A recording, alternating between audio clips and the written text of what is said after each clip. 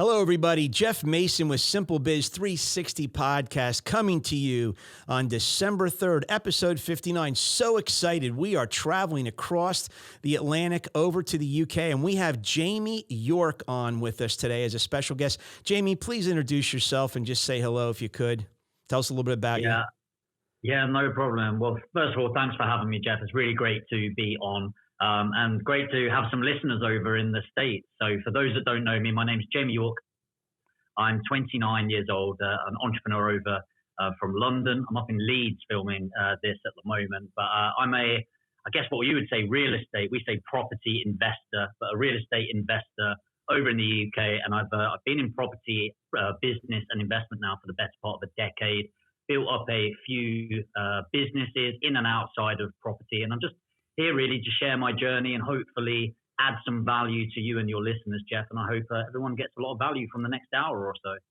Absolutely. Well, such a great opportunity to have you on. Thank you for joining us today. And yeah, we've got such a fascination here, Jamie, in the United States with flipping homes and, that real estate investment, that interior changing, those exterior changes to bring the value of property up. And so that HGTV phenomenon is just all over. And, we all have fun with it. It's really nice programming and fun to watch. So, you're in a category right now in the U.S. that is really hot. And so we're excited to have you on. Folks, if you want to join on, you can see our little pinwheel icon in the lower right-hand corner of your YouTube screen. You can just click on there and subscribe to our channel. We're also going to have, and we'll let Jamie announce later, we're going to have some of his contact information on our YouTube channel as well and mention it in social media, on the social media platforms also. So very excited about this. We appreciate everybody tuning in. And Jamie, just a little bit of, you're 29 years old. You're on the fast track. Tell us a little bit about, just your upbringing and where you grew up and so forth. Yeah, sure. So I grew up around Southeast London in the UK, a very, what we'd call a blue collar background. I don't know if you have the same phrasing, but my family are probably about 50% work with their hands. The other 50% are on, I'm trying to think about what Americans would call it, on state funding, if you like. So we call it on the dole. White collar type office workers. Yeah. No. So we've got blue collar using the hands, and then people that claim benefits in my family. So they don't work, a lot of them. So they live their own life and their choices and stuff like that. But that's my sort of upbringing. My immediate family, my mum and my dad, were always working, and they brought us, we were very much like, you contribute to the system sort of thing. And if you need to lend from the system at some point, that's okay because you contributed heavily. My dad had a small central heating and plumbing business. So he fixed people's boilers, radiators and heating in their homes. And that's what he did. And that was my general upbringing. So we didn't have white collar background, didn't grow up with money. But I always say we didn't have the resources, but my family were very resourceful with what they surrounded themselves with. And I ended up going to university or college over here, and was one of the first in my family to do so. I was always good with my hands, but slightly better with my head. I liked thinking quite a lot. I like reading a lot. I like consuming information and then implementing that into my day-to-day life. And so I always had an entrepreneurial spirit, if you like, growing up. And there's maybe a few stories we'll share around that throughout this, this interview. But yeah, always enjoyed it. And it was weird actually growing up. I was talking to somebody today about nature versus nurture. Is it just in my nature being entrepreneurial? And I think yes, like I've always had that natural interest. I've always been really excited about becoming an entrepreneur and making my money and being my own man, that sort of thing. But I also think the environment's quite important to what you're going in. So if you've read Think and Grow Rich, there's a line in there that said, it wasn't actually Napoleon Hill, it's something that was said to him, is you are the average of the 5 people you spend most time with.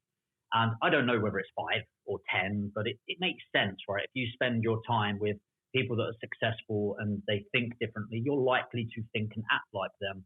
Whereas if you surround yourself with people that actually their entire days bitching and drinking and things like that, you're probably going to go down that route as well. Both's okay, but it's a choice that you're making, right? I'm not judging what one's better, but I choose this life. And so I surround myself with that. I've always been that sort of person. Right. So growing up, my mom, we had I don't like to say broken family, but my dad left my mom when I was 3 months old. And my mom never had any money whatsoever. But she was incredibly good at saving money, like a pound or a dollar went a long way over here, right? I'm going to stop trying to relate it to Americanisms. Yeah, I'm sure you all know. Yeah. A pound over here, tried to stretch it as far as possible. My dad was pretty good at making money compared to what the rest of my family were at, but he was better at spending it. So he would work hard Monday to Friday, earn some good money, and then drink it down the pub Saturday and Sunday. Okay, so it was an interesting mix growing up. And then, as I said, I was always entrepreneurial, trying to earn money. And unfortunately, my dad passed away when I was 13 years old. And so, again, that's quite a pivotal point. Obviously, that age, well, Right. losing your dad at any Sure. age is horrible. But, at that age, it was kind of picking a direction. And for whatever reason, the situation I'm in, that was like, right, I'm stepping up. I'm the man of the house now, that sort of thing. I wasn't actually the oldest, but I felt a responsibility. And so I just went down that track of, right, Sure. start earning money. So from the age of 13, I had little side hustles where I'd be trying to make some money, even doing paper rounds and things like that, and just trying to earn money and save money. And then it just built up from that. And then obviously that habitual input, or your lead indicators, if you like, in business, end up with a certain outcome. And I'm a big believer if you're continuously putting the right stuff in, eventually you're going to get the right stuff out. And so it's just sort of built up from there, to be honest. Oh, absolutely. Well, very cool. So the itch really, I mean, there's no particular time in your life. The itch kind of grew out of watching your mother, who's very frugal and could really stretch a pound, and to see, the other side of the fence where there's decent money coming in, but the money goes out quick. And, those are good life lessons. But as you travel along, you see this, you take that household head responsibility into college. And then in college, is this where things really come together for you, wanting to travel down the entrepreneurial lane, or does it happen a little bit later? Yeah, I mean, it probably started a little bit earlier, to be honest. Okay. So we, I don't want to paint this picture of rags to riches. It's not that sort of thing. I had my school over in the UK. Everyone wears uniform, or most people wear a uniform to school. I never had ankle swingers, we call them, where your trousers are too short or anything like that. I was well looked after. And over here, you do exams when you're around 11. They're called the 11 plus. Okay, and when you do the 11 plus, you're put into certain schools from that. So we have a grammar school over here. So if you do a certain level, if you like, you do quite well, you have the option to go to a grammar school. So I went to a grammar school, and you don't pay for it. It's paid by the state and all of that. But a lot of people that go to grammar school, they come from private school, which is paid for, and then they're trained in a certain way to get into grammar school. So when I got to grammar school, that's where the gap was created, where I started realizing that we weren't poor, but we didn't have money. Yeah. And I started seeing how people with money, what they had and what I didn't. And I wasn't jealous. Yeah. Well, maybe I was actually. That's probably a lie. There's probably an element of jealousy, but it was more sort of okay, cool. That's what I can have if I have money. So everything comes from necessity. So, I remember when the PlayStation 3 came out, and I was like, I want that. But we had a budget for our birthdays of £50. So I said to my mum, look, buy me a PlayStation game that was around £40. That'll be amazing. And my mum was like, you don't have a PlayStation. We can't afford £300, right? And I said, look, don't worry about that. I'll figure that out. So I'd go and buy donuts and things like that. We'd go to the local petrol garage, and I'd buy 5 donuts for £1. And then I'd sell them at school for 50 pence each, which later transpired you're not allowed to do that. But, who's going to stop kids doing it? Right? So I just did things like that. And within about a month, I bought it. So there was always things like that. And it was always from necessity. And then the similar thing, I got to university or college, and I was staying, the university I went to in London, there's no dorms or anything like that. Like, you don't stay at the university. Right. So you rent a flat or a room in a flat like everyone else does in London. So it was kind of strange because I was renting this 4-bedroom flat that should not have been 4 bedrooms. It was 2-bed at max, and then they just chopped some walls in. But there was like somebody who was 35 living there that's an investment banker, and there was a 40-year-old lawyer, and then another student that's like an adult student, 32. And then I'm there like 20, 21, just like, okay. But it was really good because, again, surrounding myself with people that are at different stages of their life and all of that. So we get student loans in the UK, but they're not enough to cover much at all. Basically, it goes on drink, to be honest, when you're a student here. And but I was like, well, how am I going to pay for my rent? And it was £647 a month for my rent, which is a lot of money for a student, right? So I started trading and stocks and shares and indices, like on the Hang Seng and things like that. And I was just reading about Fibonacci, different analytics and trading styles. And I started getting good at it. I started recognizing patterns, understanding when the peaks were going to go, the troughs, all of that sort of thing in the lines. And so I started investing, started making some money. But I felt really lonely. And, you know, being an entrepreneur is lonely already because you're trying to be the 1% in the world. So naturally, you're not going to, the 99% aren't truly going to understand what you're about and how you think, I found anyway. And so but trading's really lonely unless you're on a trading floor, you're trading on your own, usually late hours, reading loads, all of that sort of thing. So a friend of mine sort of come in and helped write an algorithm. And he basically just said, well, let's learn how you trade. Let's see if a computer can mimic it. And it ended up actually being better than me because it didn't have my emotion in it. I didn't understand how he writes all of that. It just traded like me. So I sold it on somebody for roughly £250,000. But the thing is, what happens when you give 18, 19-year-old, about 19 at that point, year-old, £250,000 that's never had money before. You can imagine I had a really good year. And a fun year. Months later, a really good year, or so they say. And in about 10 months, I'd spent about $230,000 of it. Jeez. And the worst thing is I didn't have any stupid toys from it. You know, I didn't have like a ridiculous car or a motorbike or stuff like that. It was all on trying to impress other people. You know, it was just a cocky teenager that shouldn't have had that sort of money, or I wasn't ready for that responsibility. And it was actually a lecturer of mine who I'd grown close to and built a relationship with. And he was saying to me, he was like, look, you're a really great guy. You've got a lot of potential. I think you've got the ability to help people, help other people grow, do this and all of that sort of really positive stuff. And I thought, wow, like that's so nice, somebody having that belief in me. And you know, I probably recognized at that point where I'd been lacking a father figure. And it sort of hit me and I was like, wow, that's really nice. And he said, or you'll end up in prison. And I was like, whoa, you know, that's a pretty stark contrast right there. And I said, right, okay.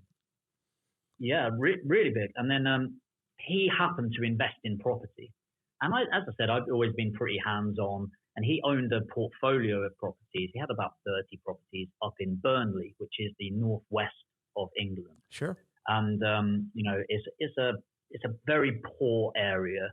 So I bought my first property with the remaining funds that I had, and it was £21,800.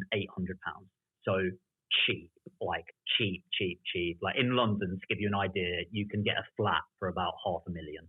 And this was a 3-bed mid-terrace property for £21,800. Because I couldn't get lending, I couldn't get a mortgage on it. And so I bought it cash, didn't have any more money left. And a friend's dad, who had sort of taken me in when my dad died and stuff like that, bought me this old van for about £1,000 and bought me a toolbox and just went, right, go on then, go and do what you can do. So I'd go to university Monday to Friday. I'd work in the evenings, get a bit of cash in hand. And then Friday, I'd drive up 200-ish miles, which I don't know what that is in kilometers, 300 and something kilometers. And I'd sleep in the back of the van, and then I'd spend the weekend doing works on the property. Did that for 9 months, ended up making every mistake you could possibly think of. So they say like buy the worst house in the best street and all of that. But I didn't. I bought the worst house in the worst street in the worst area. So barely made any money, but sold it and just learned so much about property, learned so much about myself in the process. And it was I think I ended up actually just about breaking even on that property. But best learning experience of my life. And what it showed me is you can be hit down so many times, but all you need to do is get back up, right? Yes. All you need to do is get up and go, right, I'm just going to give this another go. And that's what it did. And then that's what sort of started me. That was probably, I finished that when I was about 20. Yeah. I decided I'm going all in on this because, despite all of the mistakes, I still managed to eat. I still managed to have a roof over my head. And if there's a time that I'm ever going to do it, why wouldn't I do it when I don't have kids? I don't have people dependent on me. And to be frank, even now, I'm absolutely fine living from a room and eating chicken and pasta for a year if I need to. And that's what you got to do sometimes. And that's what I did for a couple of years to get up. Yeah, interesting. Well, no, I worked for a gentleman one time who spent 2 years in a hotel room, and because he just constantly worked and he didn't go, he just went to the hotel room at 12 at night, came back at the office at 6, and he was about 27, and very just that kind of dedication. But very interesting. So as the listeners get a chance to know a little bit about you, I find some common threads here that I just want to kind of delve into, but you definitely are observant. And I think that one of the things that, entrepreneurs have in them is this skill of observance, to see really peripheral, have good peripheral vision and see what's going on around you. But then you're resourceful. You're also you see things and you realize how to be resourceful and take what you're given and do something with it, which I also find very interesting. And then surrounding yourself with good messaging, good leadership, good influencers. And I think that whole in my career, that whole attitude of grabbing onto third-party influencers. What do those people that have traveled this road before me have to say? What do they have to give me in terms of information and suggestions? And then how do I implement it? And then along the way, I really realized in my career, 1989, and it's been a big part of my book and a big part of this podcast, is I feel like I was a photographer from 1989 on to writing the book in 2019. And what I did for 30 years in my career, I knew I had to amass a lot of hours, but I also had to amass a lot of observation and record that observation and look at that observation and said, what was good about that? What was bad? What could have been done differently?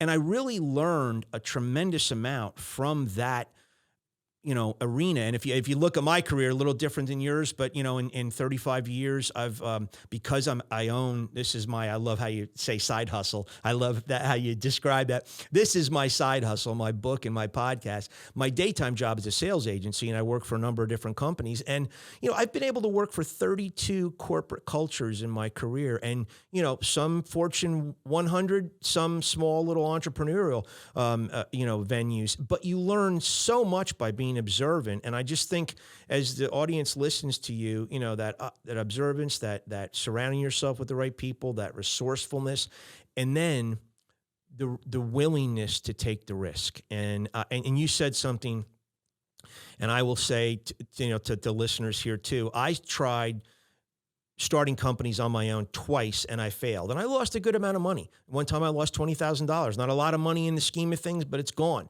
And the next time I lost quite a bit. The next company I started with my dad, it only lasted two years with us, and then I had to leave.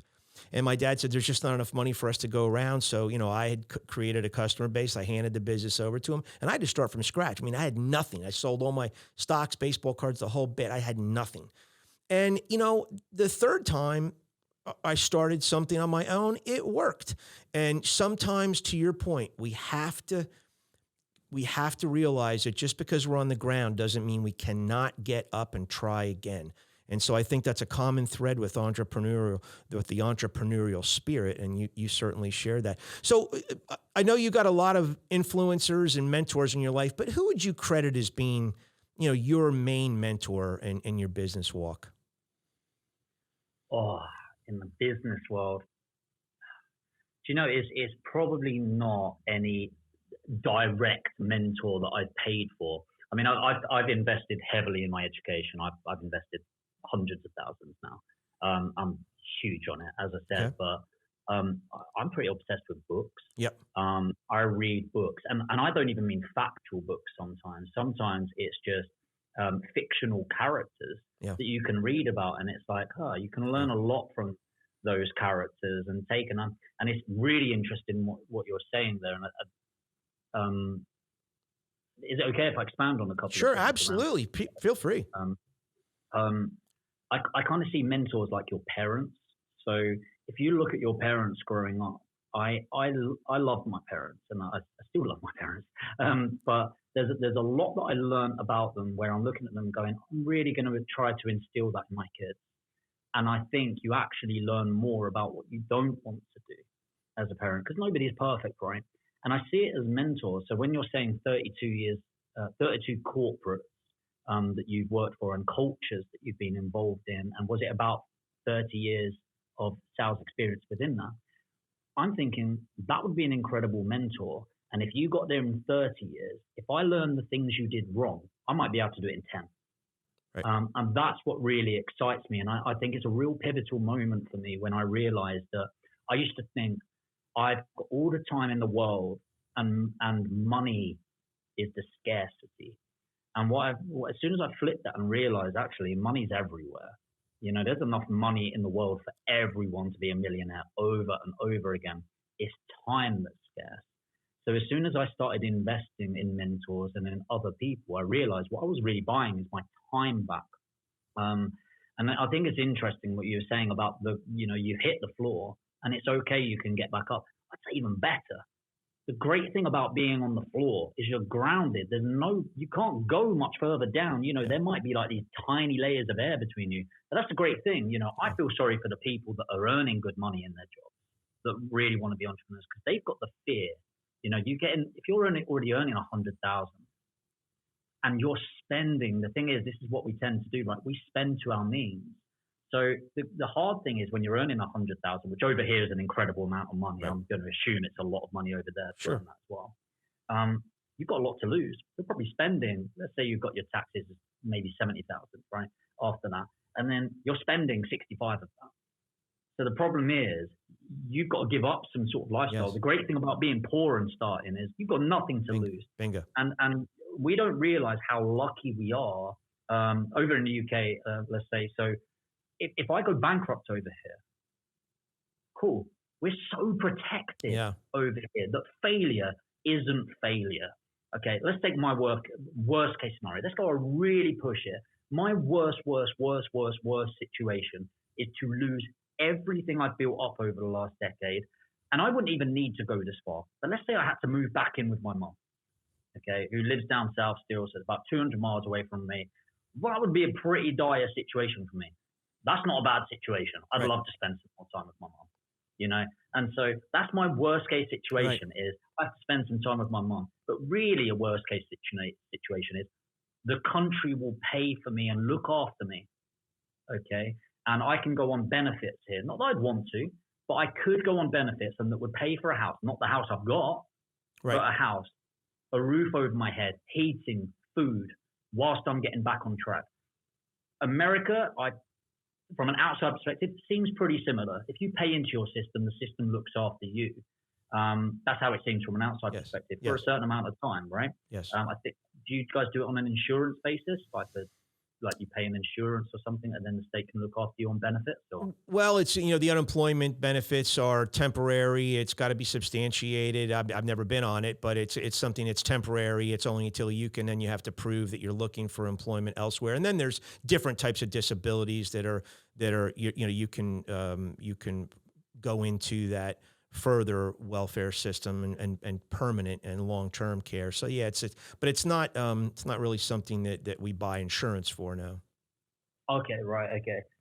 So I guess what I'm trying to say is, unless you sink, where you get into drink, drugs, and you go down that sort of track, which I understand is like, that's how it hits people sometimes. But let's assume you don't. Your failure in America, my failure here in the UK is, if you look at some emerging countries, that is a win. Like, you have a roof that it doesn't rain and it hits you in the face at night. you've got a mattress, you've got food, you've got heating. So if you think about your worst case scenario, that's somebody's best case scenario in a lot of situations. And I think when you face that and this ground that you're talking about, Jeff, that's your foundation. You can't lose. You can't lose. It doesn't get that bad. Let's say you lose something. Okay, cool. So maybe you can't wear the clothes that you're wearing. Maybe you eat slightly differently. Maybe you drive your slightly less desirable car to a slightly less desirable office, going back to your slightly less desirable house. Yep. Okay. Yeah. It's not that bad. So sorry, I know that wasn't your question. No. Really Listen. Good point. I think it's all relevant because, again, we tend to get in bubbles and we tend to not know and understand, what that base level ground and what being on the ground and being at a low point is compared to other low points. And yes, I mean, no matter what, in my case, I had no stocks. I had nothing. I sold everything. I sold my cars. I sold my home. I mean, I was down to zero. But, 10 years later, I'm in Dhaka, Bangladesh, looking out my hotel window at a community outside my window, right across the fence from the hotel pool. And to your point, you see these lean-to structures where all they've got is a common back wall. They've got an open front wall, and the weather and anything is hitting these poor people. And you're realizing my low is nothing compared to other people's lows, but it does give you that vantage point of seeing your situation from a unique angle.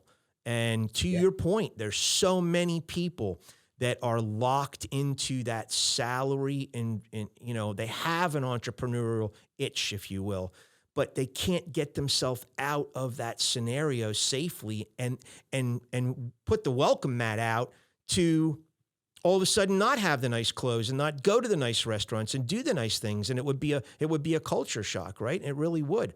And I mean, I was there. Had it not been my third company I started, had it not been, I was a salaried sales manager, and we had our credit line taken away from us because we, as a company, mismanaged the credit line. And so a number of us had to go on 66% of our salary. So we had a reduction in salary. And as a result of that, we were told you can go home, you can work out of your house, and you can augment your income however you need to fill in this gap that 33% of your income you've lost. And I thought, okay, here it is. This is my open window. The window just opened. I got a short little opportunity to make a decision. Do I go for entrepreneurial, stab number 3? Should I do this a third time? Yes. I borrowed $12,000 and I've been in business for 14 years. So, I made that decision. And sometimes, and I'm sure there's plenty of people, Jamie, locked in that, I can't get out of this because if I do, I've got to give up so much. And you're right. When you're down on the lower level, I mean, it's easier to, do something bold, if you will. Yeah. I always say, as an entrepreneur, make me poor or make me rich, but don't let me sit in the middle class. Yeah. Awesome. I think when you're at the top, it's pretty easy to make, money makes money, right? It's like, there's a reason people get frustrated and they say the rich gets richer. It's like, well, yeah, that is true. If you've got $1 million in your bank, it's easy to make 1.1 next year, or 100,000 on that pretty easily here anyway. Right. And same when you're poor, you've kind of got nothing to lose at the bottom, right? How much worse can it get? So just go for it. And you know what? If it's really that bad, go get a job again. Yeah. No, absolutely. Absolutely. Well, so I looked at Jamie. I watched a lot of Jamie's programming, and I looked at some comments from YouTube. Jamie has a YouTube channel. I think you put out videos twice a week, if I'm not mistaken.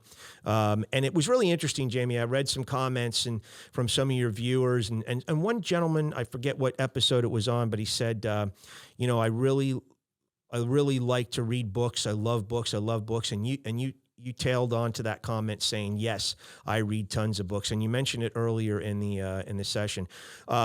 Books are third-party influencers. You can read fiction, you can read nonfiction. Tell us a little bit about, what are some of your favorite books? I think you mentioned one, but what are some of your favorite books? Okay, I'm going to pull up Audible here, and I'm going to stream a list. So I think, first of all, I think it's really important that you're obviously selective about the books you read. Right. So, if you sort of think where where energy flows, results show, that sort of thing. And where you place your energy, where you place your focus, where you go all in on, your results are going to show. So be very careful about what you consume. And it's interesting, I don't like talking politics at all, because it's important politics, but everyone's got their view and everyone seems to be welcome to everyone's view, right? And it's just, I can see an argument for a lot of sides, but often if you are conservative over here, or Labour or Republican, obviously we have different names and things over here, you tend to find people that agree with your point of view. Right. So something I'd actively encourage is reading and listening to other people's view. You don't have to agree with it, Right. but it helps you grow. Right. And understand it. So let's go. So, okay, old school one here. Yeah. Jim Rohn, Art of Exceptional Living. Over here, we say something like, "Oh, it's very American," when it's like quite grandiose. So it's what we would say, very American, but is awesome. I think is old school. I think some of the stuff you need to bring up to the 21st. I know it's 21st century, but bring up to date a little. But I think he's amazing. Ryan Holiday, The Obstacle is the Way. Amazing book to help you understand that real growth often comes from the problems around us. And I've been writing some articles, actually. The problem is the solution. As entrepreneurs, you are a solution provider, okay? And to be a solutions provider and add value, you need problems. So you shouldn't be scared of problems coming up. You will make more money in two ways, either by solving more problems and small problems on a mass scale, or solving the biggest problems. If you want to become a millionaire or multimillionaire, those are really the two ways. Right. Solve a small problem for millions of people. Think about the straw. Tiny problem that solves a little bit of drink, multi-millions, billions, right? Or solve a huge problem. So if you think about masterminds, if you think about Tony Robbins and Dean Graziosi, I think they're the most expensive masterminds in the world right now, are $250,000 per person, but they are focused on people that earn 10 million a year, make small shifts in their business, solving big problems, right? So the obstacle is the way, and I think it really helps you reassess how to see a problem and take it in and provide a solution to that. I want to give a couple that maybe you might not have read. Why We Sleep, brilliant book by Matthew Walker, showing the power of sleep. And I think as entrepreneurs, we tend to value sleep less for some reason. It's like the 5 a.m. club, Getting up at 5 a.m. doesn't mean going to bed at your normal time. Go to bed earlier. 8 hours of sleep, get it in, or as close as you can. Huge impact. Psycho-cybernetics, that's a huge one. Maxwell Maltz just really gets you thinking about the psychology of people. I think, by the way, if you're in sales, you must study psychology. I'm obsessed with psychology, how people think, how people work, how to communicate effectively, because selling is serving, selling is communicating. And the better you can serve, solve, and communicate with somebody, you're going to make more money. And I'll give one more. The Dando Investor by Monish Pabrai. It's short stories about actually foreign communities that came to America and dominated spaces by looking at things in a different way, because they had that different background. Right. Like Sikh families and stuff like that coming in, understanding. So you've got motels over there, which were, I think it was the Mahesh family that came in originally to there. But motels were born by foreigners coming to America and finding their niche. And again, I think it's all about investing, actually, in stocks and things like that, but it is applicable in every solution. That often, if you're willing to do something, tiny little things that most people aren't willing to do, for whatever reasons, or it's beneath me, or I'm not doing that, I'm not sleeping there, I'm not eating, things like that. Right. Often that's the thing that will make you so valuable to everyone else, but just by offering a common commodity that most people won't associate with. So it's taking out your pride, because, I think pride's a mismanaged word. Pride is not the same as being humble. Pride is doing what is needed and doing what is right and understanding that the right way is always the right way to do things. And I think it's a great book for connecting you to what can really help you be a success. Interesting. And added to that, so thank you for some of those. And added to that, I know you've mentioned Napoleon Hill's book, Think and Grow Rich, and I think that's something that you've probably read and loved. The CEO of the digital marketing company I also use has read that and loves that, and that's his favorite. But no, interesting. I agree with you. And really, when you look at problems, they're opportunities in disguise. And that's what I've always viewed them as. They're nothing more than an opportunity to learn something and improve the next time you go into that. And, so our book, would love you to pick it up someday and read through it. It's a quick read, but we focus on little 1% improvements, and they're more geared towards customer satisfaction from the experience point of view. And honestly, I read an article, a study back in the late 80s that referenced dissatisfaction. The study was all about customer dissatisfaction. And so I always love looking at what are we doing wrong? Because if I don't know what we're doing wrong as service providers, as businesses, how can I possibly make what I do better if I don't know what's considered wrong? And the thing that I find fascinating about today's world is we live in this perception is reality world. Facts don't necessarily always matter anymore. You just mentioned the word pride, how it gets kind of footballed around and contorted a little bit.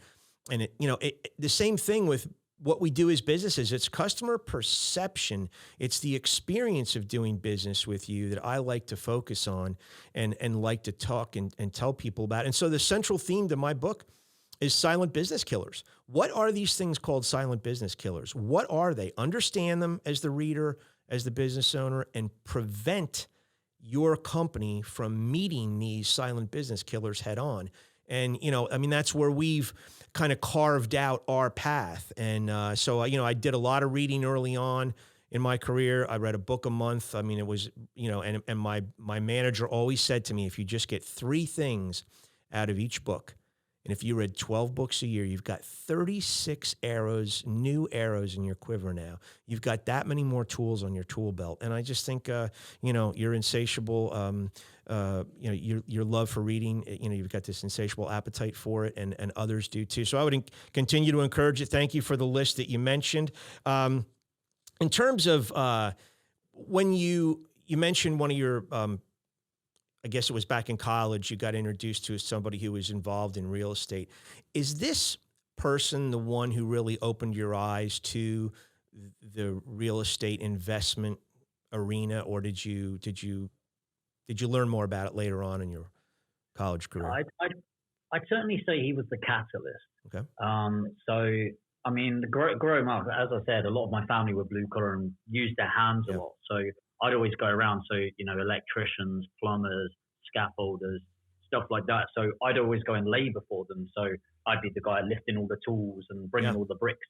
And so I learned a lot just by watching, really. And again, watching the mistakes that they made and sort of looking at it and going, oh, that's quite inefficient. Maybe I'd do it this way and maybe I'd do it that way. Just thinking, really. And then, there's a program over here called Homes Under the Hammer. And it's basically auction properties. So people would sell their house at auction, like under the hammer. So that's why they called it Homes Under the Hammer. Yeah. And I used to watch this show, and it's the awful daytime television, basically. But I'd watch it whilst I was at college, at university, and I'd be sat there and going, this doesn't seem to take a genius. And, frankly, it doesn't. You find a good area. Not a cheap area like I did at the beginning. You find a house that's a decent price. You add value through refurbishment. I think you called it rehab.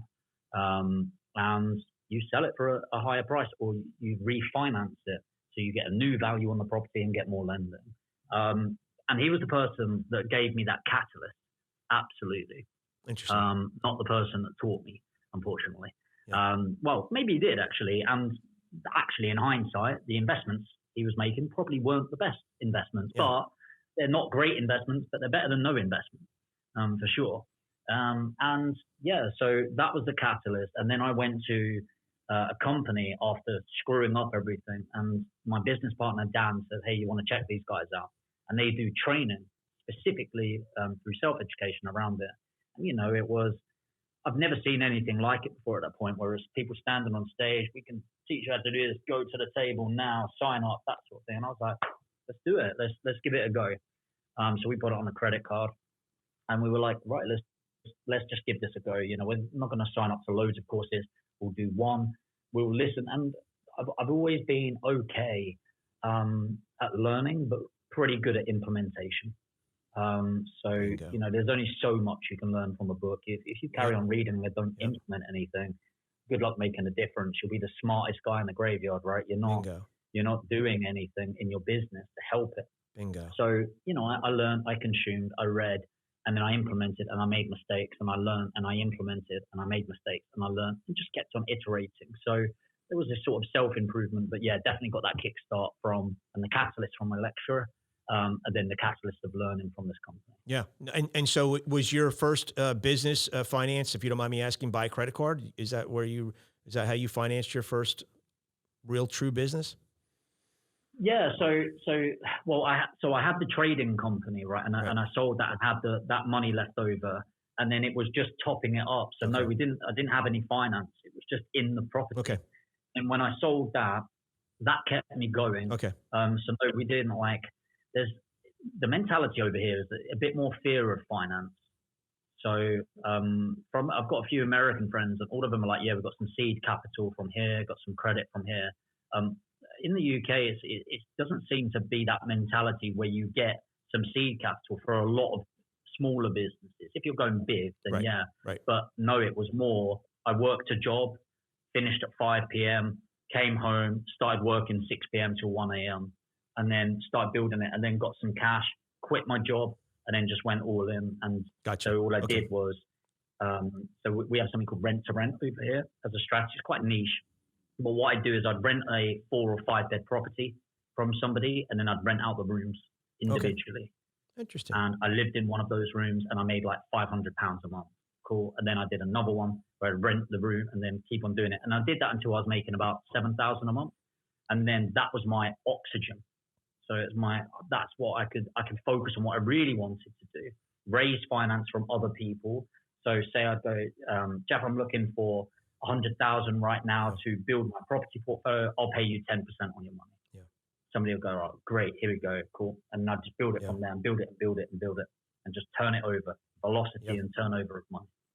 Interesting. So really, you do trace it back to that algorithm program that you did sell, even after you spent a lot of it. You still had a little bit, and you just kept making sure that there was a rollover effect and reinvestment effect. And again, you're very you're very resourceful in how you look at the opportunities you have. And hey, let's buy this house and let's rent out the rooms, and and bingo. And in listening to your podcast, that flavor of approach, that approach flavor, I'll call it, is bleeds through all your programming, because that's very much who you are, and it comes out in your YouTube videos for sure. So I'm excited about that. And if folks would love you to, at the end of the show, don't forget, we'll let Jamie tell us how we can watch your shows and get a hold of them. So Amazing. On the podcast venue, you talk about, and I wrote it down here, it's property, business, and life. It's kind of your brand bundle, if you will. And so in that bundle, Jamie, there's a balance. I look at you and I've watched what you do, and it to me, you are a person of balance. Am I right or wrong? Yeah, I mean, I'm not perfect for sure. You tend to sort of go too extreme and then go, but you notice it. But yeah, I'm big on balance, because how much money you make is definitely less important than how I make my money. And I'm very clear on the purpose of what my business is to me. And people talk a good game about how they want to impact the world and stuff like that. 99% of them is rubbish, it's bullshit, And so I'm very clear that business is to facilitate what I want in life. And I love business, by the way, because once I got to about $250,000 a year, everything above that was just, I don't need that money, so I'm more focused on charitable side of things now and becoming trustees in some charities and bits like that. But yeah, I think health is much more important than wealth, 100% for me anyway. There's no point, again, being the richest guy in the graveyard either, right? And I see the people that are making a lot of money, but their family life is awful. The kids barely know them. Right. They look like they're one bloody donut away from a hospital. And it's just like, look, you've got to look after yourself, and health is more encompassing for me. It's not just about, I'm into fitness. I like working out. I like keeping and looking decent, I'd say, health wise, but also mentally. This is the decade of anxiety. Yes. And the exposure to social media and keeping up with the Joneses. But the Joneses is no longer the person next door, the BMW, whatever it is. Yes. It's everyone. Yeah. Girls on Instagram thinking they have a horrible body because they're used to Victoria Beckham, and everyone else that seems to look like her. Right? Guys looking on and going, "Oh my God, I don't have an 8-pack, and you can't wash a shirt on my stomach. Therefore, I must be ugly." All of those sort of things. Right, Obviously, right. extremes, but I think. Yeah, I like a blended approach, and you can always make more money, but well, I mean, I think relationships are so important, and I think your health's so important, and your happiness and contentness and feeling a life of purpose is so much more powerful. Absolutely. And, I never forget a gentleman who lived in my neighborhood. He was walking the dog one day, and we had a small discussion. And somewhere in that discussion, he says, "Yeah, my mom told me never become what you do." And I just never forgot that. And it just was like, wow, balance is so important. I never want to, just be that one-dimensional person. There is life. There is, different things going on here. So, I mean, I was struck by that. Is very curious. And then I love well, we'll get to it in a minute, how, why I exercise. I love that little 3.5-minute video you did. But the other one I loved was the 4 tips of an entrepreneur. And in one of those tips, you focus in on, I believe it's 4 tips of a young entrepreneur, but you focus in on defer gratification. And I would love to expand on this because, I realized when I was doing a lot of public speaking in the late 80s, I was going to a lot of colleges in the northeast part of the United States.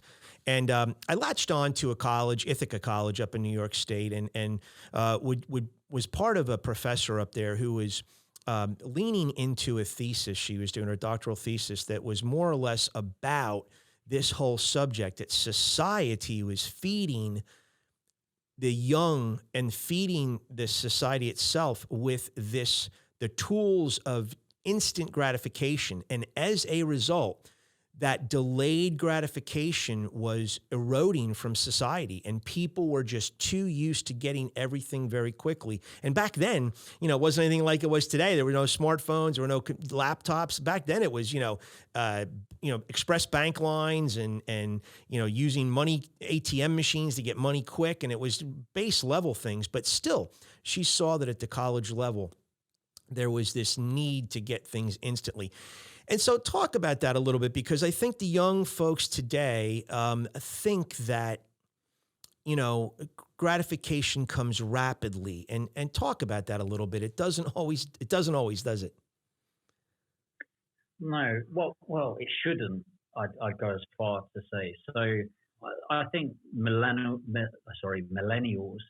and younger, we're so greedy. We're so selfish as a massive generalization.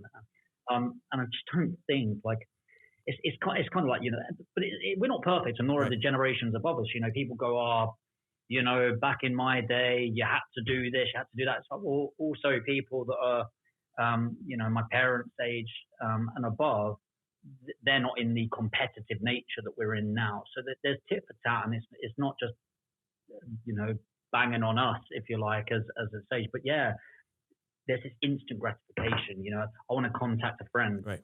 Quick message done, phone call done. I want to go get food. I can't be bothered. I don't even need to ring someone. Click, pizza will be with me in 15 minutes. You can literally live your entire life without leaving the house now. You can communicate with people. You can eat. You can earn money. You can spend money from your bed. That is a huge problem. That is a huge problem, because inherently we are lazy. that laziness was actually intelligence. Once upon a time, when the first person, invented the first wheel, it's intelligence to make something that is genuinely difficult more simple. Yes. More process driven, more replicatable, more speed added on. Now, what we do is we have easy and we're trying to make easier, because money loves speed. Money hates friction.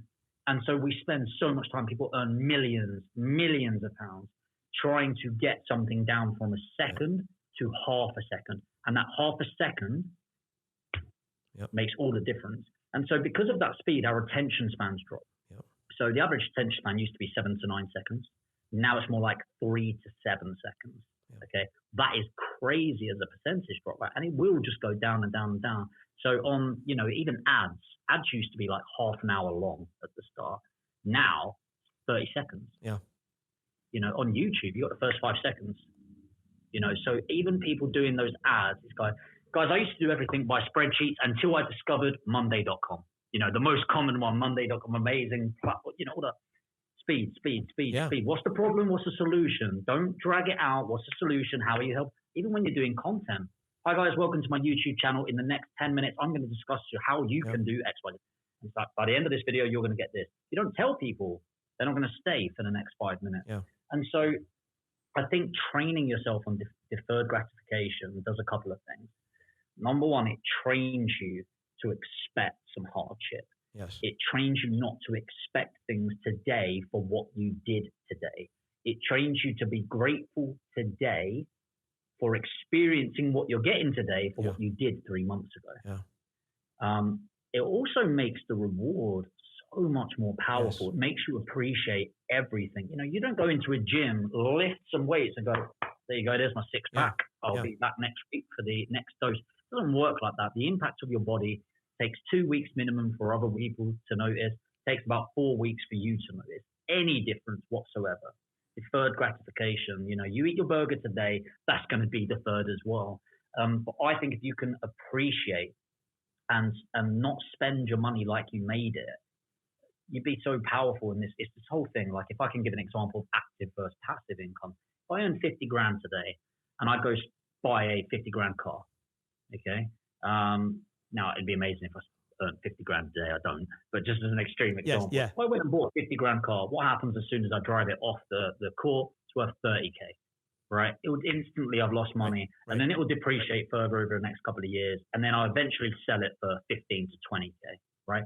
Or what I could do is here's an example of some deferred gratification. I could go out and buy a property with a deposit, get some money from the bank, I refurbish the property or rehab it, I refinance, and let's say that £50,000 in the property with the leverage on is now got me a £250,000 property over here, probably about 200,000 over here. And that £200,000 property is paying me net after all costs 700 a month. Okay. I can then go and lease that car for a couple of grand up front and lease it for probably 400 a month. Plus the insurance, plus some petrol, probably comes to a little over 700 a month. So by thinking about how I can have, there's two concepts there, have an asset paying for a liability and just having 6 months to 9 months deferred gratification, instead of spending that 50 grand that goes like that, I've invested the 50K. So now I've got a £200,000 property that is probably in the UK, capital growth of about 7% a year, that is going up 14,000 a year and paying for this car that I can keep for as long as I want, give it back at the end, and then get another car. And I'm basically getting the car for free.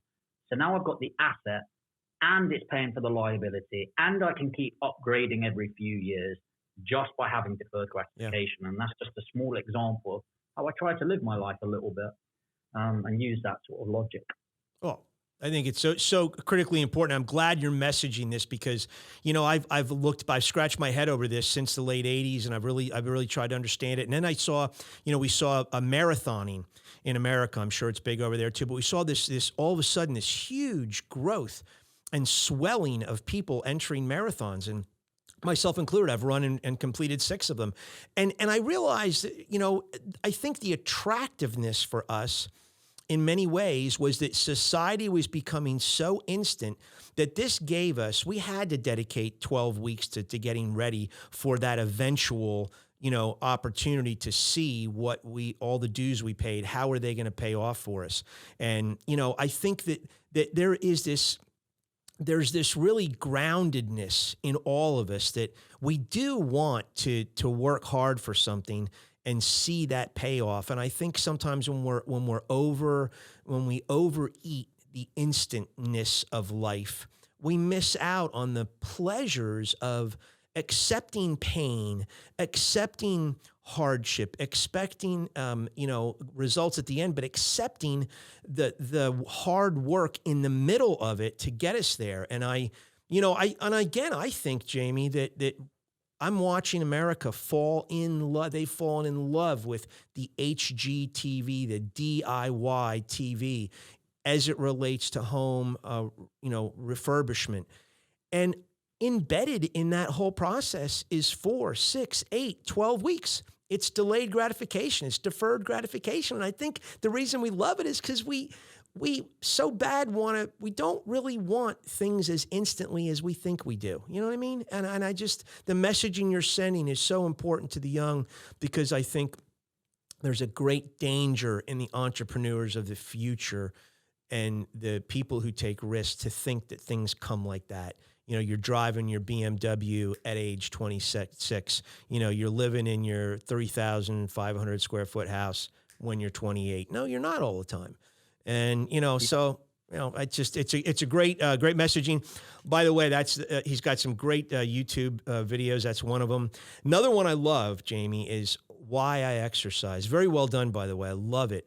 And if you don't mind me saying, Jamie takes you on a beach, takes you out in the morning and discusses the relevance of making sure that he engages in that cardiovascular exercise early in the morning, because it sets the tone for the rest of the day, creates that energy stream, gets things going. And what I love about it, though, Jamie, is that what I found interesting is you don't like running. I do. And there's some people that, like to do that and you don't. But talk about a little bit about what's in that video and why you do see such an importance in exercising.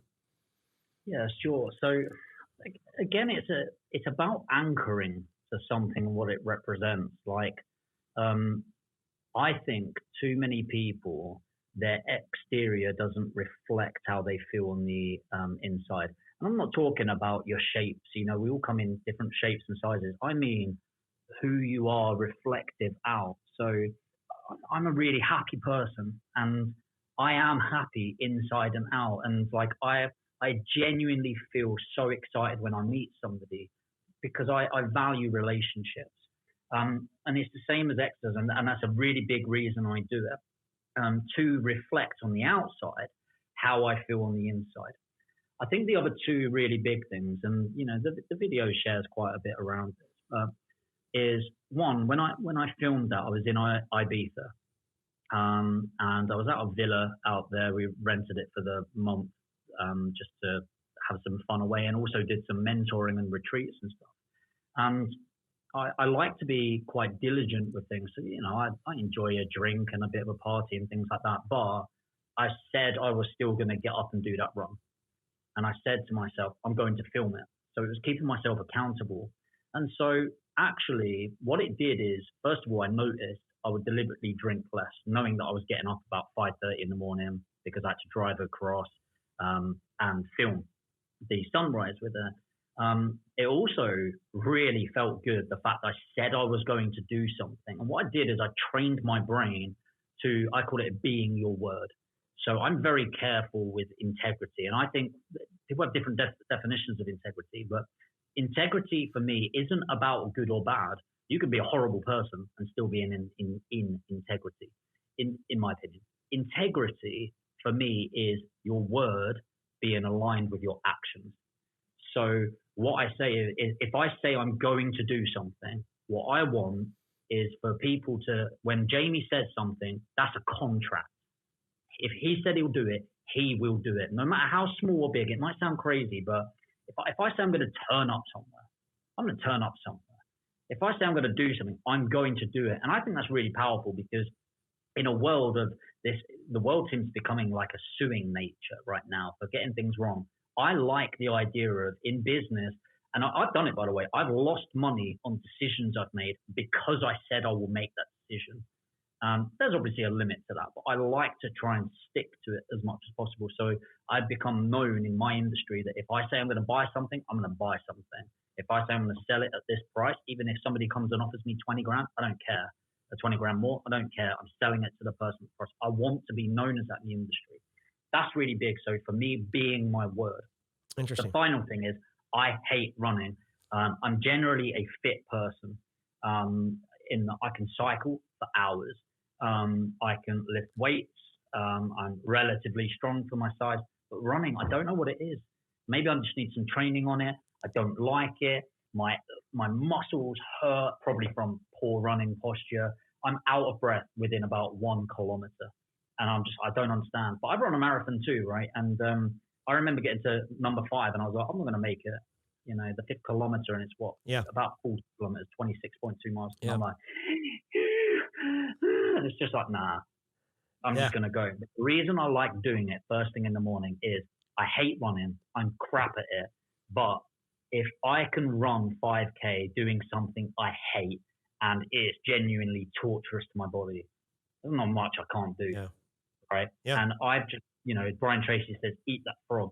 Yeah. And it's like, I've just got up and I've just got out of the way the most horrible obstacle for me personally out first thing in the day. Cool. Bring it on. Let's do it. And that's the shape of the mentality that I try to bring to it. Well, and you know what? Yeah, and it's great video, guys. You've got to watch it. But thank you for elaborating on that. And it's just so funny how I have ended up, you know, I just look so forward to that run. That is my special time. But I love the early mornings because it does kick in the endorphins.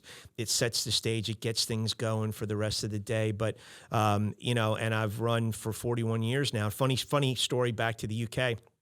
So when I was in 8th grade, my dad moved my family in November, which is a horrible time to move a family in 8th grade. And we moved next to a family, or across the yard from us was a family from Bolton, England. And their dad had moved his tool and die business to the United States, and they had four boys. And so, you know, I always saw we call it the soccer ball. I saw the soccer ball kicking up over the fence every day. So I went over there one day, introduced myself. Well, I ended up playing soccer, you know, football, as you call it over there, but playing soccer with these 4 boys every day for the next 7-8 months. And what happened is I learned how to run. I learned how to embrace running, number one, but I got good at playing that European game. And, you know, next thing I know, just by being around these 4 boys and having them run all over me, I became quite good at it. So I loved playing soccer. I love it to this day. I love watching the BPL. I'm a Chelsea guy. So, you know, but I love watching it. Yes. And matter of fact, a good friend of mine, my day job, I work for a company out of the UK. You may know them. They're in the sleeping bag and tent business called Snugpack. I don't know if you're familiar with Snugpack. Yeah, but so Darren is a Burnley guy. I'm going to mention to him have him watch this. And the national sales manager for Snugpack is a Burnley, you know, nut. So he loves the BPL as well. So at any rate, just funny. But, you know, I love running, and it's funny you don't. But it's still exercise, guys. I always say this to Jamie, as I'm 62 now. The quality of life I'm living at 62, I think, is directly affected in many ways to that commitment I've made to cardiovascularly grow my, you know, heart muscle, maintain that heart muscle, work it, you know, for 41 years. And I mean, you know, I just can't say enough about putting exercise into that balance of life because you'll be much better at home. You'll be much better at work. You actually are a better employee in many ways too. But you're very passionate about helping people, and folks, once you tune into some of Jamie's programming, you realize he's not bragging, he's not telling you how good he is or what he's done. He's trying to empower you to do things and to get out of your comfort zones and do some exciting things in life. Talk a little bit about that, the passion you have for that, Jamie. Yeah, sure. Yeah, It's always interesting, isn't it? Because I think when you start sharing knowledge, I think people will take it how they take it. So I just sort of try to inspire and educate. And it's what I'm trying to find is, I'm relatively new on YouTube. I'm probably 3.5 months in. That's definitely a platform that I'm trying to share more high edited and curated content on. And it's a great journey. And what I'm trying to do is just document what I'm going through. So, and sharing what I've been asked that week and coming up against. And so it's not that I'm right all the time. I'm not just sharing the wins. I like to share the losses because, as I said, I think there's more learnings from that. Yeah. So I'm just trying to share as much value around investing. The mindset is huge, and I'm trying to do more around money management and mindset right now, and that people seem to be really liking, and just trying to openly share as much as possible. And yeah, I appreciate you talking about it so much as well. And if your listeners are interested, that's amazing. But I'd just suggest watching a couple of videos. Yeah. And if I resonate with you, that's amazing. Hit the subscribe. That'll be incredible. And if you watch a few videos and you're like, actually, this isn't for me, that's okay too. Yeah. I'm not going to be everyone's cup of tea, as they say. But I hope at least there's one person listening that I can add value to. And if I can, then that's awesome for me. Well, you're very relatable. It's very cool programming. And I was just gonna mention the mindset. You are very, very embedded into letting people know that the framework for a lot of this to work or things to work properly in life goes back to being girded in a proper mindset. So, you do mention, I don't know if you want to expand on that a little bit more, but you do mention quite a bit about that in your programming as well. So I think you're welcome to. Yeah, I guess maybe like a one-liner. This isn't mine. I can't remember I can't remember the person who shared it with me, but I'm a big believer that the skill set without the mindset will leave you upset. And so if you don't embrace the mindset around, you're just going to be plodding along and you will break. And I often believe that your emotions and mindset are directly correlated, and how you can manage your emotions in business is directly correlated to your success. So take it seriously. It's not a fluffy concept. It's really not a fluffy concept. And people, I think I used to look at mindset like, oh, here we go. Mm-hmm. That sort of thing. But genuinely, skill set without the mindset will leave you upset. Interesting. I love it. Going back to something you said before, and I think it probably tethers into mindset a little bit too. But a business hallmark. You kind of said it before. You didn't say it that way, but when you mentioned that, what you say is Jamie York is a contract with the listener. What you say is what you do. And, I think that in today's world, if you've listened to any of my programming, and I encourage your listeners over there if you want to tune in, but in 30 years preparing for my book, Jamie, I will tell you with great assurance and with great confidence that what I find to be the one Achilles heel in business today is the lack of follow through. So it's that person saying they're going to do something, making empty promises, not really caring about that follow through component. And the reason businesses, in my opinion, suffer defeat, the reason they go out, the reason these, you mentioned something about, before, getting, seed money. And there's, you're using your inheritance, you're using your IRA, you're using, savings or anything like that. You're taking a second home mortgage out on your house to finance your business, and you're not following through, you're going to lose it, because in today's world, it's all about doing what you're saying you're going to do and make sure that rubber meets the road at the end. So I can tell you that that's encouraging to hear that that's your hallmark, if I'm really listening to you correctly. And my hallmark, I've told people, it's in my book, I would just want people to put on my business tombstone, this guy was professional. I want to be known as a professional. And that means to me following through, promises kept, that you make and so forth. But I thought it was encouraging to hear. And, when you look at today's work world, you also spend some programming time on the remote business worker. We're obviously seeing, because of the pandemic, an explosion in this. Talk a little bit about, what do you see in that whole realm of working from home that you can, share in a mentoring kind of way? Yeah, I just think, there's such an opportunity right now because the great thing about being, I said you can work from your bedroom as a negative, but also it's a really great thing. So for those of you that are sort of like, you know what, I want to have a business and I'd love to travel the world. There's, especially in America, there's some staggering stats about it, like Americans not having passports and that. And I guess you don't really need to because it's so huge and there's so much variety there. But there's a whole world out there as well. Europe's a pretty incredible place, even just going country to country. They're so close to each other, really. But it's so incredible. And if you want to travel the world, you have the world at your fingertips now. So as long as you've got an internet connection and a phone, you can work from anywhere in the world. Sure, there's time zones and maybe some roaming charges on your phone, but in general, the world's getting smaller. Okay, I don't mean literally, but you're in America right now. It's like 11 in the morning. I'm here at 5 o'clock, 20 past 5, and we're communicating, and it's, for me, as clear as if you're sat next to me. Yes. That's incredible. Yes. Like, I don't think people take advantage of the technology, and I just think, well, what it's there is it's accentuated the opportunity that even 15 years ago would have been like a dream. Yeah. You'd be watching these sci-fi movies. We are living the sci-fi movies. Yeah. Take advantage of it. Even as an employee, if you can show your employer that you are doing just a great job, don't take the mick.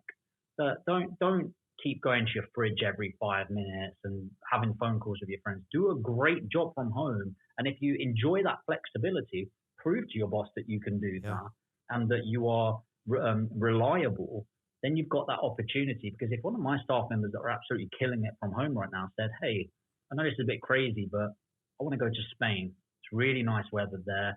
I'd love to work remotely for a month. There's a couple of staff members I'd be like, yeah, no problem. You go do what you do.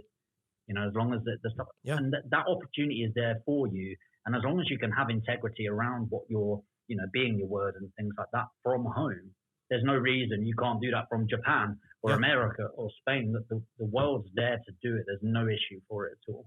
So that's why I like the idea of remote working. That every single staff member, we've got these offices in the background. I don't know if you can sort of see some of these offices here. Yeah. And but every single staff member has a mobile phone or a cell, I think you'd say, and a laptop. So if they wanted to work from home and they want to do that, that's cool as well. It's so important to have that flexibility. And you're talking about discipline. You're talking about that self-discipline to show your employer that, hey, I can really handle this at home. Because you're right. I mean, I've worked at home. I worked at home for a company for a short time where I didn't have enough to do, and I was jumping out of my skin. And you know what? I every night, thankfully, I hit my pillow with about, still 25 things I need to do. So I'm never short, and there's no shortage on what I have to do in terms of workload. But it's that self-discipline too. You can't just wander away to the television set and, go outside and waste all this time. And next thing you know, you're only plugging in 4 hours a day instead of 8 or more. So yeah, it's encouraging. But as we're seeing a huge shift over here, as you guys are over there, I imagine, and we're seeing a huge shift to permanently working from home. So with that, comes some new skill sets people have to learn too. And again, Jamie, it's something that I know you're going to be talking about here and there in some of your programming, which is cool. So we appreciate that. Hey, you're speaking to any entrepreneur, any age. What's the one best piece of advice you can give them? Forgive yourself. Honestly, we put so much pressure on ourselves to deliver, and you should, by the way, but embrace mistakes. It's okay. And actually it's the best way to learn. And the reason I say that is I used to give myself such a hard time for years thinking I need to be perfect, especially as a leader. As you build up a business, you think you have to be perfect because otherwise why would other people take you seriously? It's not true. I've noticed the more errors I'm open about and say, hey, look, I screwed up. Here's what I'm going to do about it. The more respect I've had from people, the more vulnerable I've been and open with people and transparent I've been. Sure, it's revealed some people that did expect perfection and actually took advantage. That's okay too. Get them out of your life. But a lot of people end up going, wow, like I can relate to you a lot more for being open, for being transparent, for showing that there's a human side Don't put yourself on a pedestal. De-pedestalize yourself. Accept that you're not a computer.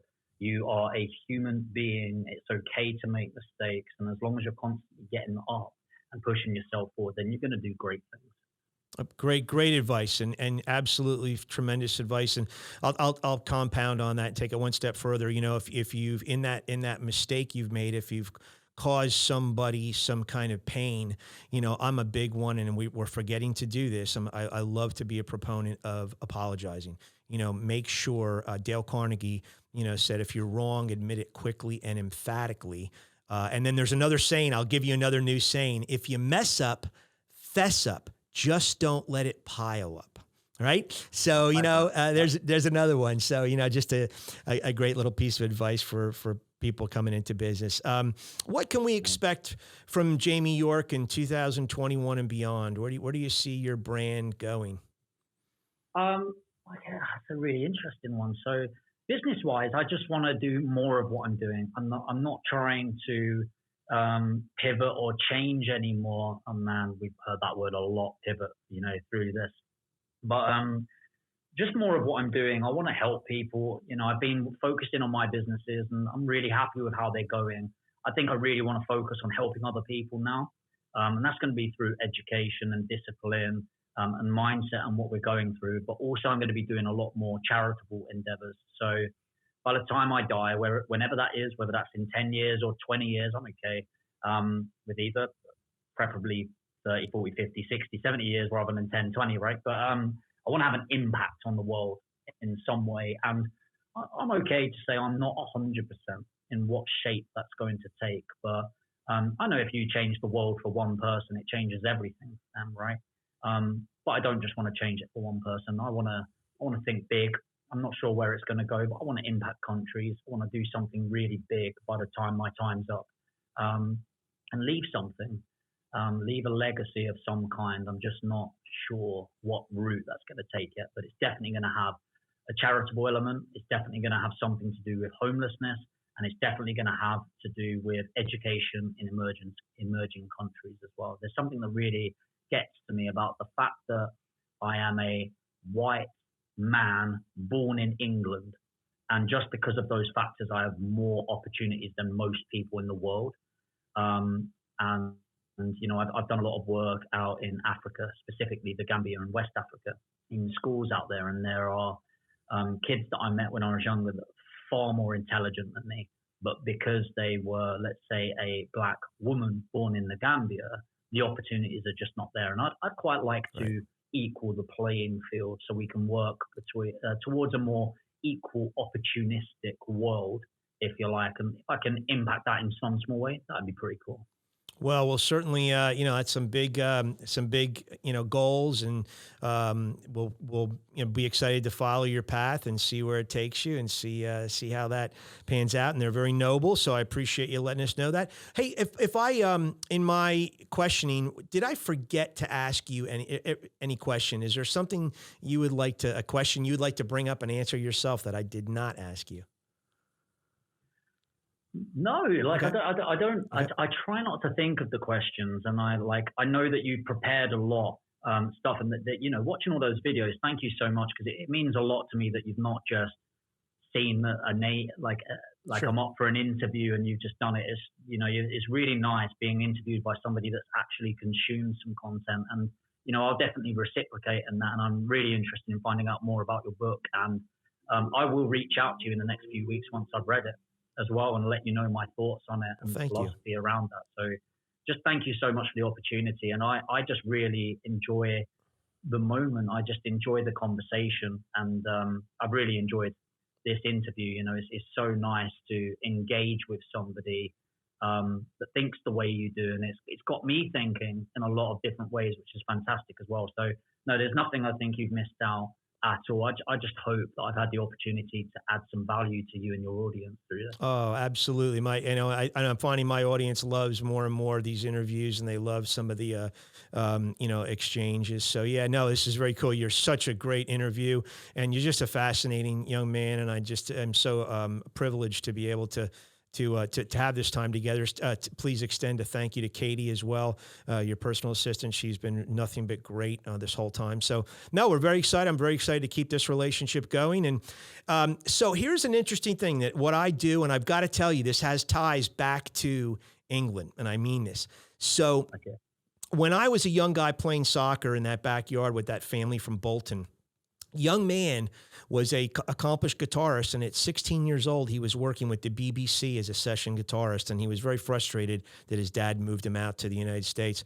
But after we played soccer and we would engage in tea, literally, we'd have tea with mom and the four boys, Nigel, Marcus, Dale, and Stephen, and he would take me up to his Cape Cod. It was a Cape Cod style house, and so on the top floor, he had about a 20-foot shelf. And he would plug in his guitar, and he'd plug in his Marshall 50-watt amp, and he'd say, pull anything out of that wall, any album out of that wall you want, and I'll play it riff for riff, and I'll teach you about music. And so because so much of our rock and roll, the real British invasion, which I love, that happened in 1964, I'm a nut about it. So everything from, you take it, I mean, I'm a nut for Dave Clark 5, but the Beatles, the Kinks, Jerry and the Pacemakers, you name it. I mean, that whole genre I just love. And this gentleman taught me about the roots of rock and roll, and I fell in love with rock and roll. And to this day, we devote the very last segment of this podcast to a Lost in the Shuffle track. And what we try to do is we're trying to advance and make sure that rock and roll just stays here for generations to come. So we like to ask our guests, do you have a favorite rock and roll song by an artist that might not have been the most popular song, but you like it? It means something to you. It resonated with you. And if you do, we'd love to share that for the folks on the podcast.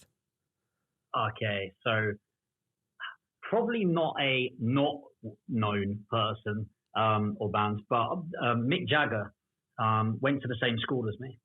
And there was a whole center that he funded called the Mick Jagger Center. So, yeah, I was pretty obsessed.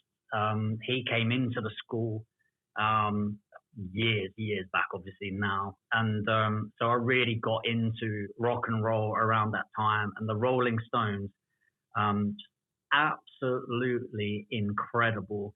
And of course, I can't get no satisfaction, right? It's an absolute belter.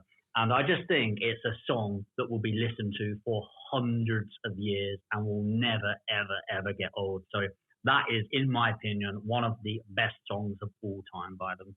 Well, I tell you what, awesome tune, awesome band. I have a lot of college buddies, and I know some buddies from high school that are going to love your pick because, I mean, that was a staple as we grew up, beaconing from the cars as we drove and, can't get no satisfaction. Absolutely. Rolling Stones, awesome pick. Jamie, people want to get to know you a little better and get a hold of some of your programming. Please share with everybody how they can find you on social media and so forth. Yeah, sure. So if you want to chat with me directly and you just want to have a chin wag and ask me some questions, probably Facebook or Instagram is best. It's just Jamie York, JamieYork.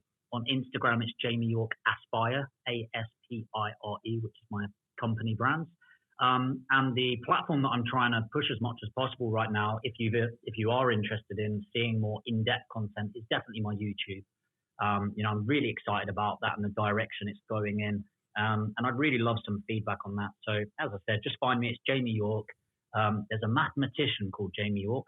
Clearly not him. The other individual is me. If you want to watch a couple of pieces of content and hey, if you like it, great, subscribe. And if you don't, I hope you've got some value from the content anyway. And, I'm not going to hold you to subscribing, but it'd be great to have your support if you do find value from it. And they're probably the best platforms right now. Great. Well, great stuff you're doing out there. We really appreciate having you on as a guest. And folks, before we sign off, like we always say, customer perception is customer reality. Get to the customer before they get to you. That helps you kind of feed into that. And remember to respond to all inquiries, follow up, but make sure you follow through. That's the Achilles heel. That's what sinks us when we don't follow through. Jamie's a follow through guy, and he's mentioned it. So, Jamie, once again, thank you so much. You have a wonderful holiday season out there. We just are so thrilled to have you on, and we'll certainly check in with you down the roads for sure. Sure thing. Thank you so much. Thanks for having me, and everyone else. You can rock on as well to the Rolling Stones or anyone else you want to listen to. But thank you so much, mate. It's been really good coming on here, Jeff, and all the best through the holiday season, and stay safe with everything going on over there. Yes. Excellent. You too. Thank you so much, Jamie. Take care, sir. Cheers, guys.